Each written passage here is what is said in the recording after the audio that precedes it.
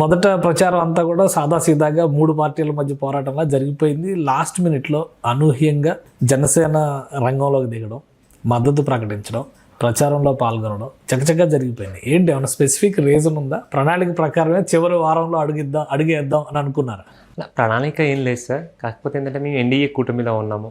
ఎందుకంటే మీరు లాస్ట్ గత ఎలక్షన్ కూడా చూడండి, మహారాష్ట్ర కానీ ఇంకా వేరే స్టేట్స్లో కూడా మా అధినేత పవన్ కళ్యాణ్ గారు వెళ్ళి ప్రచారం చేసి వచ్చారు. ఎందుకంటే జనసేన లేకున్న లేని స్టేట్లలో కూడా ఇక్కడ జనసేనలో కూడా మేము గత జిహెచ్ఎంసీ ఎలక్షన్స్లో మేము వాళ్ళకి సాక్రిఫైస్ చేశాము, నామినేషన్ వేసి విత్డ్రా చేసుకున్నాము. దాని తర్వాత ఎమ్మెల్యే ఎలక్షన్లో కలిసి కంటెస్ట్ చేశాము. దాంట్లో భాగంగానే కూటమిలో భాగంగానే ఇప్పుడు యాక్సెప్ట్ చేశాను. అంటే లాస్ట్ టైం కూడా ఎలక్షన్స్కి చివరి వారంలోనే డెసిషన్ జరిగింది, పొత్తు ఇక్కడ కూడా ఉంటుంది అనే సంకేతం. ఇప్పుడు కూడా చివరి వారంలోనే ప్రచారంలోకి దిగారు. ఏంటి చివరి వారం సెంటిమెంట్ ఏమైనా ఉందా?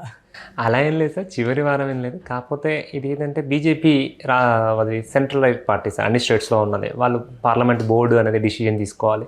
వాళ్ళ డిసిజన్ తర్వాత మా అధినేత దగ్గరికి వెళ్ళాలి. డిసిజన్ చర్చలు అనేవి కొద్దిగా లేట్ జరిగినాయి తప్ప ఖచ్చితంగా కూడా కొన్ని సంవత్సరాల వరకు ఈ రిలేషన్ అనేది కలిసి కొనసాగాలని కోరుకుంటున్నాను. అంటే ఇప్పుడు ప్రచారంలోకి పూర్తి స్థాయిలో జనసేన పార్టీ నాయకత్వం శ్రేణులు కూడా తెలంగాణలో దిగినట్టే రంగంలోకి. ఆల్రెడీ దిగాం సార్. ఆల్రెడీ మా వంతుగా జనసేన వంతుగా బీజేపీని గెలిపించడానికి ప్రయత్నం చేస్తున్నాం.